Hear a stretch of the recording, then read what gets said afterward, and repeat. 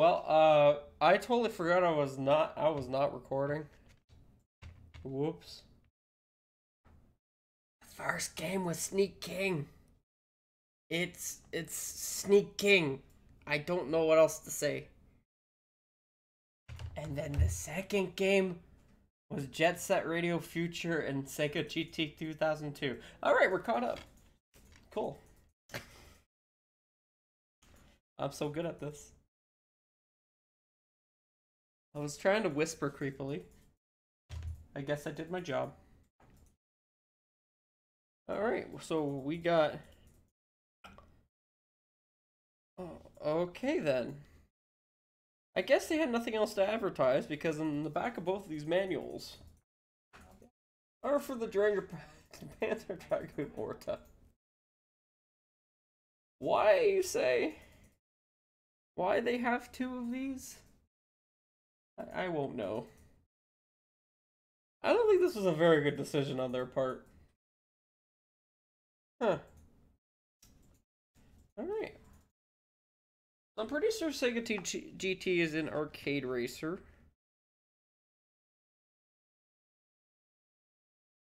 Let's see. Oh, there's racing careers, chronicle mode. Huh. Looks like they had a whole bunch of stuff. Game flow. Purchase new parts. Oh, I thought this was arcadey. What happened? Huh. Chronicle mode seems pretty cool.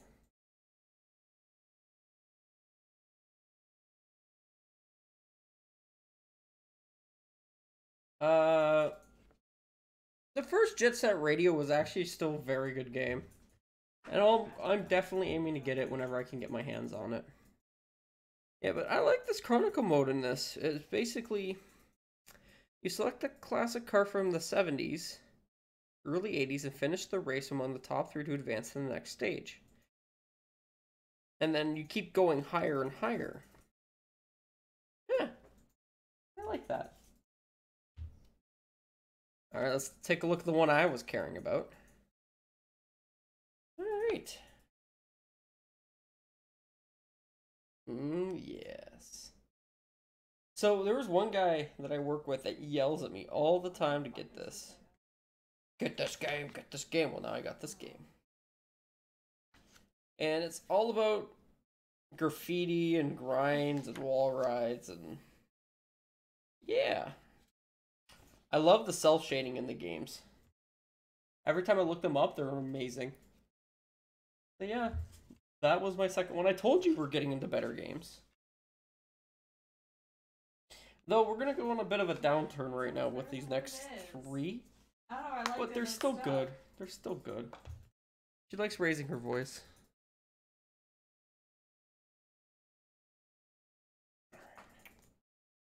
Alright. So these three are PlayStation 2 games. The first one is the Lord of the Rings, The Fellowship of the Ring. Now, a weird little backstory for this one is that for some reason, for some weird reason, I could not find this game. In my area, there was always the second one, the Two Towers, and then the Return of the King, and Aragorn's Quest, but never this game. And then the moment I picked it up, I saw it 3 times on the way back. It's like an audience. Anyways, it basically follows the Lord of the Rings. Obviously, the Fellowship of the Ring. I don't need to explain that one, do I? You basically fight through hordes of enemies. Cast legal arsenal of magic. Use stealth, cunning, and the One Ring of Frodo. So you get to do a whole bunch of stuff in this. It doesn't look like it was made by EA. This one was made by different people. So this might have been out before the actual Lord of the Rings Fellowship of the Rings franchise went to EA.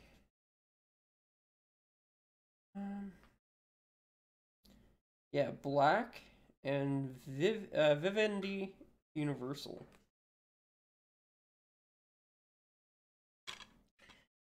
Though there is an advertisement for the Scorpion King on the back of this one. I don't really know why. Yeah, and you got the CD. Alright, let's see. We got... Does it actually give a story? Huh. No, it doesn't. Campsites. Oh, so this one's more of an adventure kind of game instead of like action oriented. That's actually kind of interesting. I wonder why they didn't... Huh. Now I'm curious about this game. I want to try it. I want to try all these games, but you know. You don't? No, you should type it in. Type it in how much you don't know. 100%. You don't know anything about my hobbies. I know. Makes me sad. Alright, we got ourselves a Square Enix title here. And it is The Dawn of Mana. Oh, and I have to get full credit to Bleach Out for this one, for casually pointing at it, because I skimmed past it, and then she's just like, I take full credit for this game even though you're giving your money for it. Apparently that's how it works. What? Our money. Did you mention you had $3,000? That's our money, but that didn't come out of that. So no, don't be like that. Dawn of Mana is basically an action-adventure kind of game with RPG elements.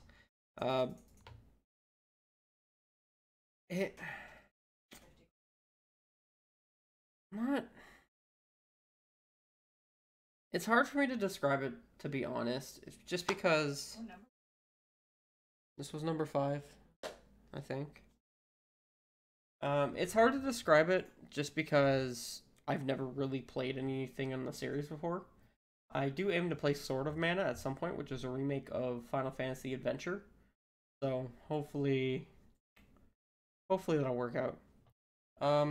What it says on the back here, it says, a malevolent force is growing in the paradise of Elusia.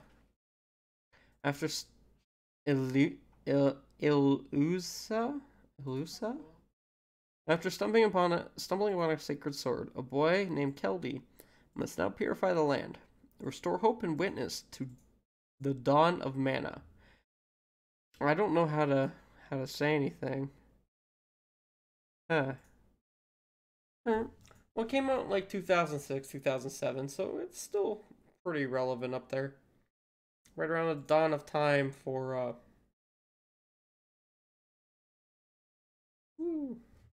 show off the back. Yeah, right around the time of the PlayStation 3. We have the rather pretty looking disc. Sometimes the disc looks like crap. This one looks pretty. I'll take it as it is. Look at the manual.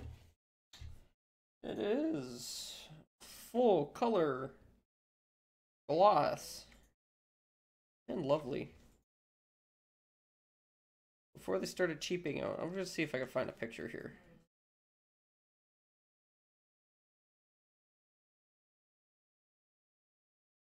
Page 8.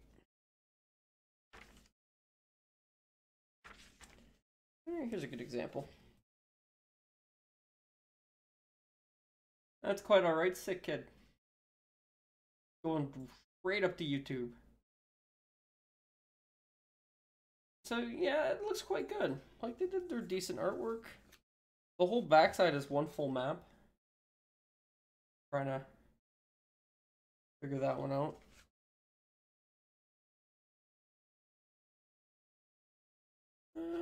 And we got a card in the back to send to Square Enix at Clear Lake, Minnesota, USA. And it apparently was made in the Havoc engine, I think. Gonna go ahead and pop that back in there.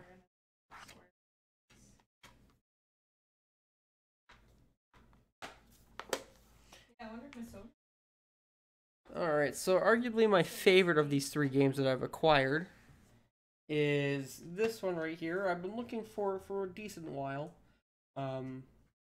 Ever since I've played Dark Cloud 1, Dark Cloud 2, and Dragon Quest 8 and beaten them all, there's only really one more game by this particular developer that I wanted to get my hands on. That's Rogue Galaxy. Rogue Galaxy was made by Level 5, the same guys who made those aforementioned games before. They're also known for making the Professor Layton series and Ni no Kuni. Awesome people, and their games are excellent. They're always top quality. And I was really looking forward to this one. I've heard a lot of reviews. It was very good. And I'm just really happy I got my hands on this. You know, out of all the PlayStation games, I've completed level 5s the most. So, a little bit about this. It looks like it follows more along the lines of like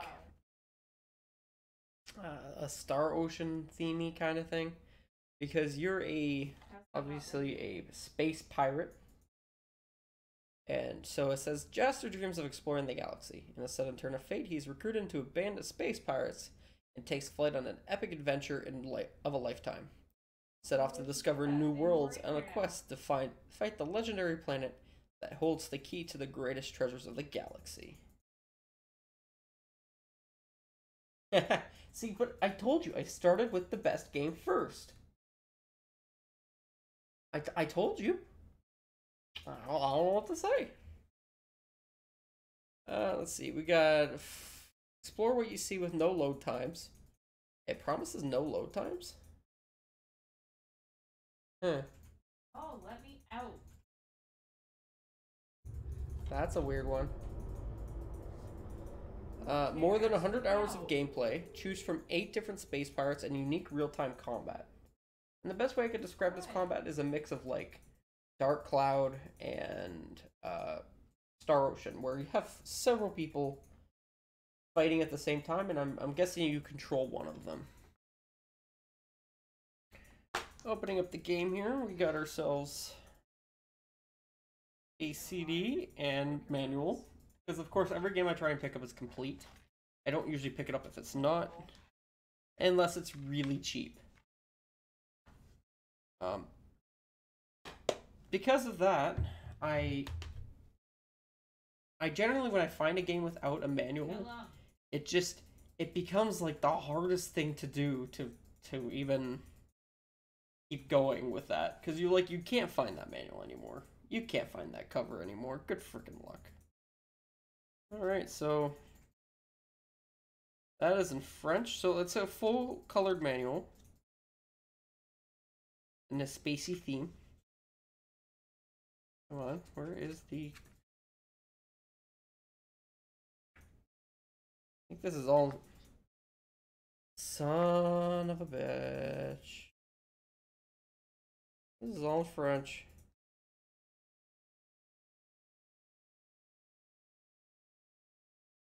That means there was 2 manuals to this.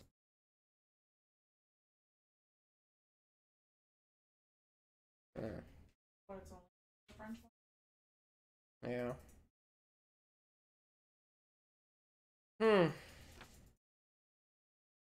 Yeah, that sort of sucks. Yeah, but I didn't expect it to happen to me twice. Usually they'll keep the English manual and then toss the French one. Son of a Oh well. Anyways, here's the characters in French. I guess we're gonna start hunting for manual now. Lovely.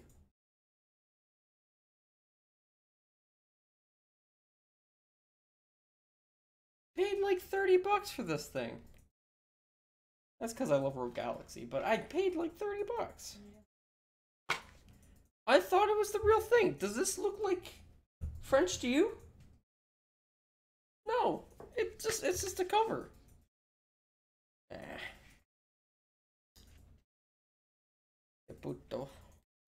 Yeah, but if you actually look. That's fine. That's fine. It's okay.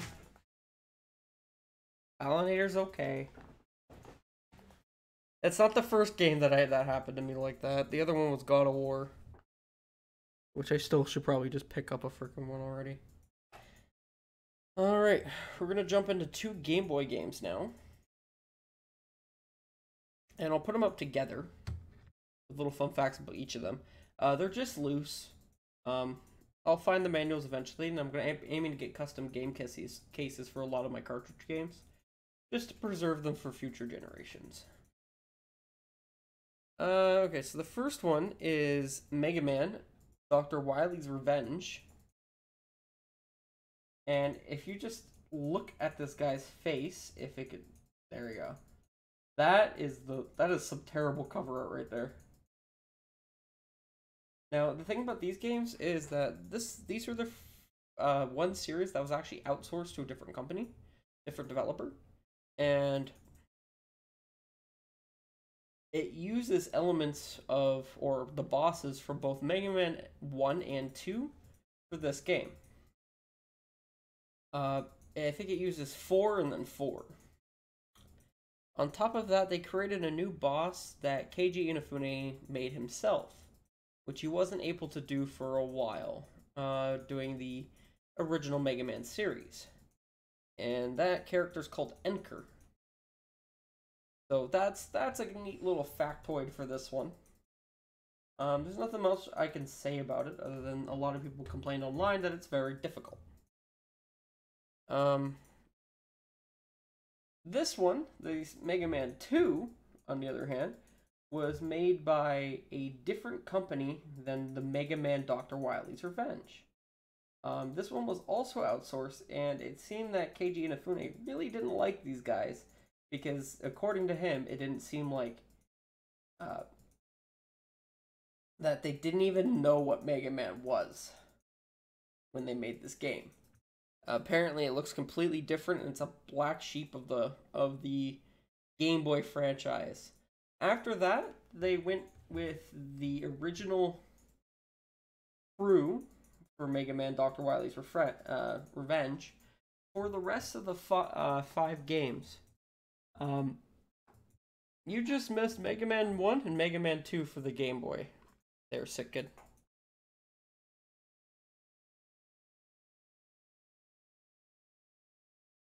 And it's not for the Game Boy Color, it's just for the Game Boy. The original Game Boy.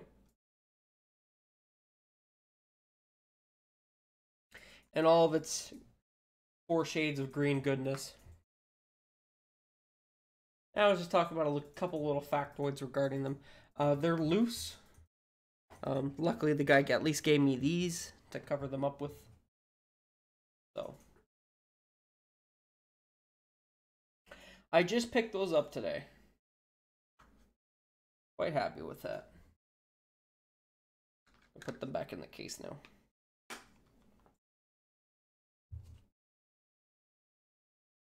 $45 Game Boy games? Wow. Yeah, I think I'm at about 12 now? 12 or 13. Not a high number.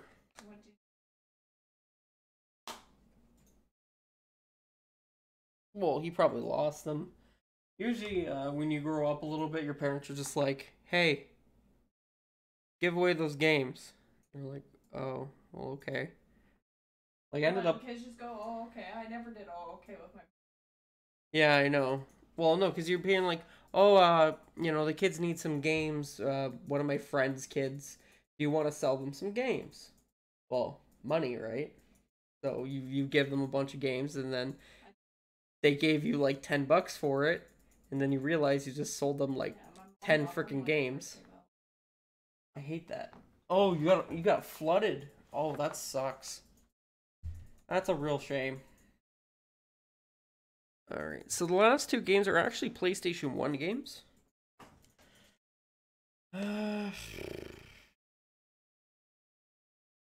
Let's go with this one. All right, so we're gonna start with Star Ocean, the second story. It is not actually the second game in the series for NA audiences. It's actually the first. Dun dun dun. It is in 2 CDs, and basically it's all about like advanced civilizations and gods and stuff like that. It's pretty great.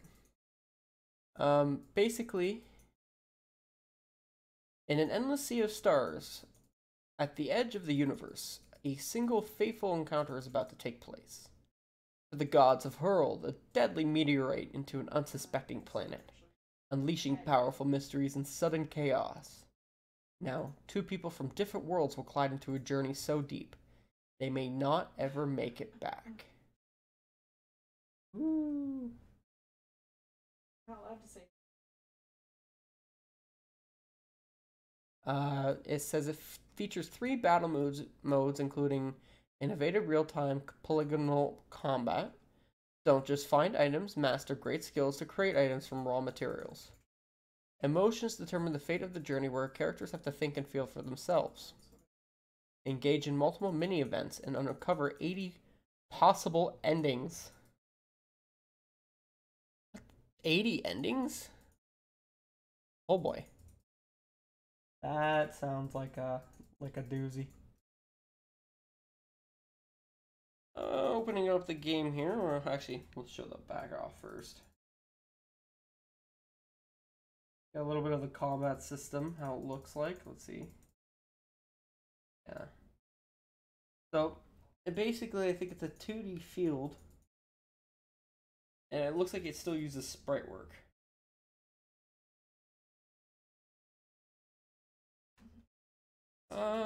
We have the first disc here.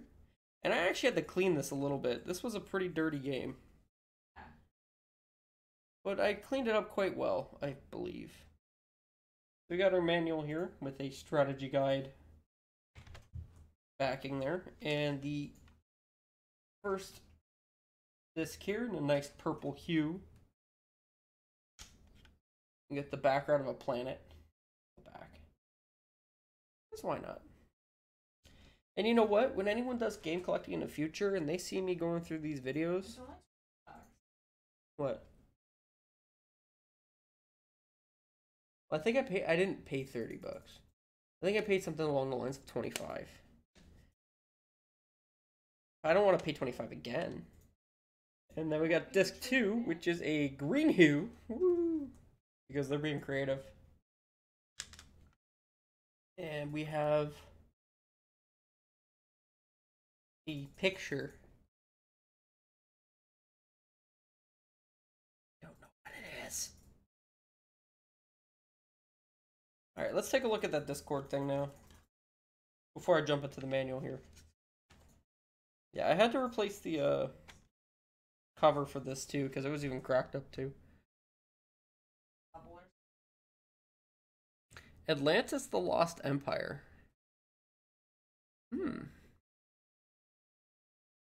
I've never played that one. Is it any good? Alright, looking at the manual now. We get that nice Enix logo there. Beautiful. And, oh, this is fully colored.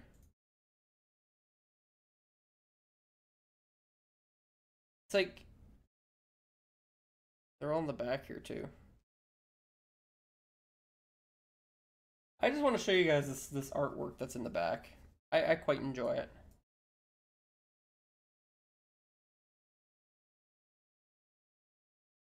I just like it when they're hand drawn. It's just nice. Like, they don't look like the actual characters or anything in the game, but, like, that's cool. The Professor.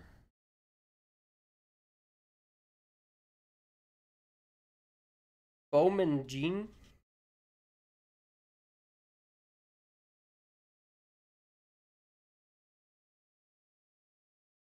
Hmm.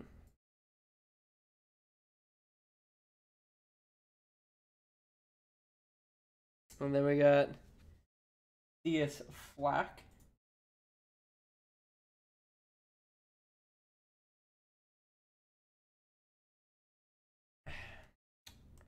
Maybe. That's pretty funny.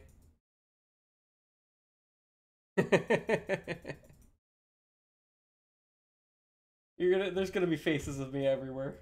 It'll happen eventually. Yeah, so that's Star Ocean, the second story. Now with that Star Ocean, I've actually gotten every release of Star Ocean that came out in North America so far. Now they're very different from each other, but I got all of them under the same name. I got this one, the PlayStation 2 one, the PlayStation 3 one, and the PlayStation 4 one. No, only seem to release one per system. I don't know why. Alright, but last but not least, Resident Evil Director's Cut.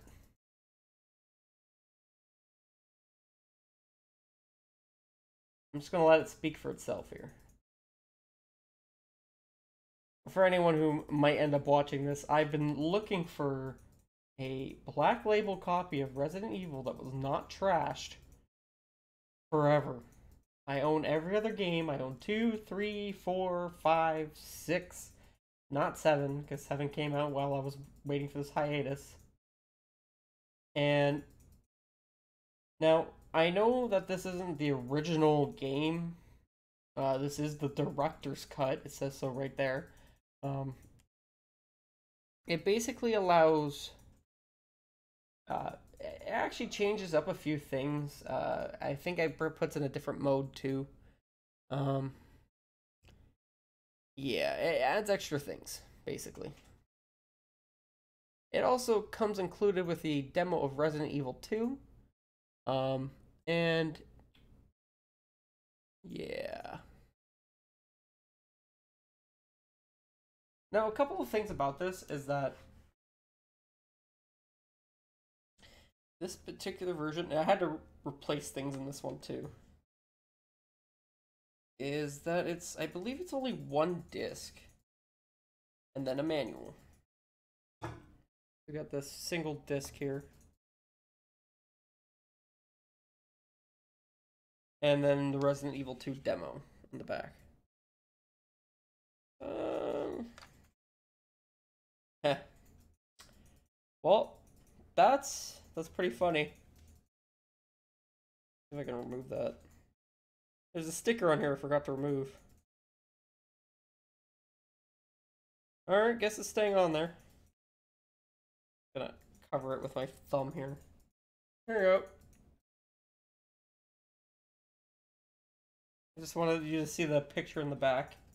I guess I'm gonna have to work on that one.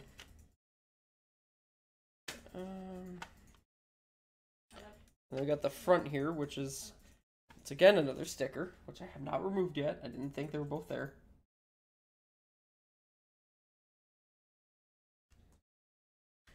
So, I guess I got some work to do on these. I know I do. Now, I just want to play a song for you guys. The first Resident Evil had a basement track, and this is sort of the reason why I wanted the original one over the others. By the way, it's just black and white manual, nothing special. So there's a reason why the first one is a little more sought after than this one, like before the director's cut, and there is a couple of reasons, and it's mainly this one. I'm just gonna play this music. This is music for when you go into the basement. for the Resident Evil game, the first one. All right. Where is it? Here we go.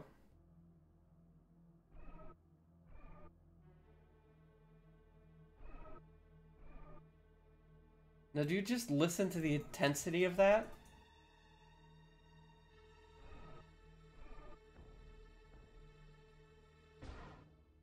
Like, that's just intense.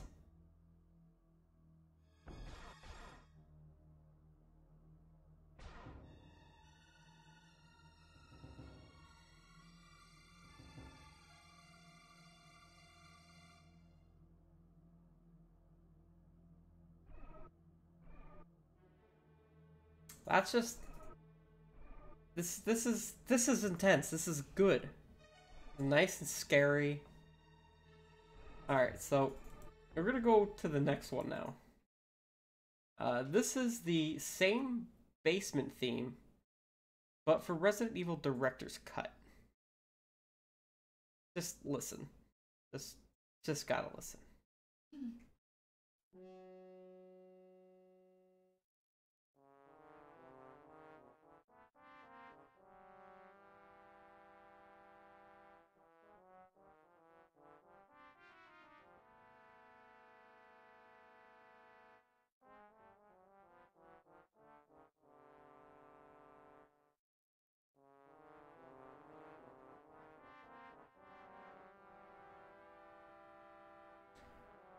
It sounds like Capcom couldn't find music to replace that basement theme and went, everyone, quick, whip out your trumpets. And then everyone at the desk just started playing with their trumpets. And then they recorded that and put it in this game. I don't know who decided this. But man. Alright, well, that is all for our... I don't think I can keep doing that. That is all for my game finds for this week. I know it's not as big as it usually is, but like I said, I've been trying to save my money lately, so the game finds haven't been really circulating in. And so I try and do these as quickly as I can.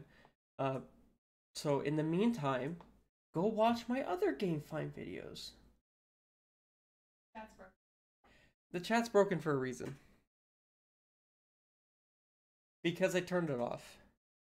Because it's not the right screen. I don't have a right layout for it yet. Alright, so we're going to go ahead and stop recording.